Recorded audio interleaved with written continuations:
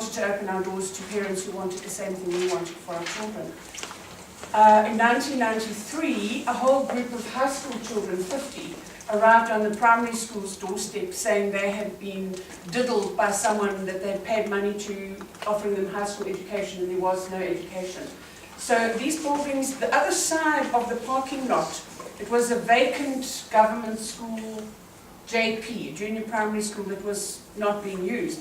So we quickly moved in and we squatted there for 19 years. The high school squatted there. Luckily we had somebody in our church who could take over as administrator, and we gathered together whatever we could, and our high school started. So the high school is having its 21st birthday this year. The primary school sadly had to close in 2001. It wasn't viable financially. We found that the parents in Ladysmith were not willing to invest money in primary school, whereas they were willing to invest in high school. So we closed the primary school in 2001, and we've only had a high school from then. 3 years ago, the Education Department said they wanted their building back, and we were absolutely devastated. And it was the best thing that ever happened to us. We, through many, many, many months of negotiation and heartache and sweating, we managed to secure this place from Spoornet, or Transnet, I'm not sure what they're called now, but it was a recreational club that had a membership that had dwindled to such a degree that it wasn't really being used. And we had a loan that we were able to put up the prefabs. We converted what was the clubhouse into our admin block, and we could take another 100 children. When we were across the way, we could only fit 200, now we can fit 300.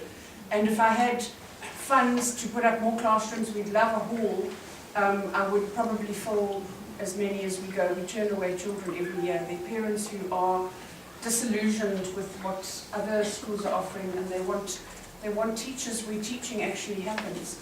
And so we've been here, and I think we all, this is why the coalition means so much to us. We find a common voice in the teachers and the schools that are involved in the coalition, that we want to make a difference. We want to serve these children. We want to open up opportunities for them that they wouldn't have had anywhere else. And so here we are. I have a staff of 18 academic staff, and 3 admin staff, and 5 ground staff, and we're going along, sometimes on the smell of an oil rag or less. But yeah, it's been I was thinking, as my years pass by rapidly, would I do anything else with my life if I could have it over again? And the answer is no, not anything else. So really, Harvest House, and I think for all of us, people come to Harvest, they only leave if their husband is transferred or if they fall down and die. You're not allowed to. You have to stay till you're 95. That's the rule at Harvest. So we're really blessed. We're blessed. It's a good working space. It's difficult, as anybody working with teenagers will know, but we go on going on. We feel we're swimming upstream, but the coalition has found other fish that are swimming in the same direction as we are, and it's really been an amazing experience for us to be part of the coalition. It's been probably the thing that's had the biggest impact over 21 years in the life of the high school. And I'm very, very grateful.